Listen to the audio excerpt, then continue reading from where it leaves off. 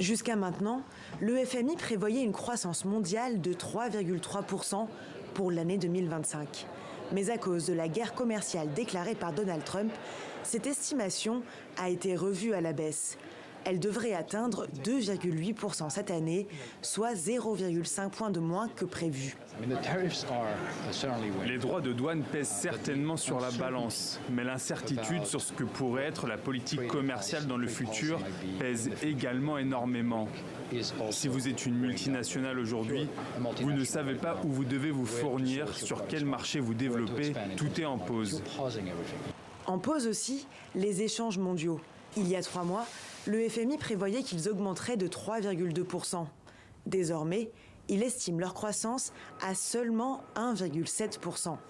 Pas de récession à l'horizon, mais une économie en berne. Des conséquences au niveau mondial, mais aussi national. Aux États-Unis, l'inflation devrait se maintenir et la consommation intérieure risque d'être plus faible que prévu. Quelques heures après ces annonces, Donald Trump a fait marche arrière sur les taxes imposées à Pékin. 145%, c'est très élevé et ce ne sera pas aussi élevé. Ce taux baissera de manière substantielle, mais il ne sera pas nul. Nous serons très gentils, ils seront très gentils, nous verrons ce qui se passera. Un rétropédalage pour rassurer les Américains. Selon un sondage réalisé par CNBC, 55% d'entre eux désapprouvent la politique économique de leur président, mais aussi pour reconquérir les marchés.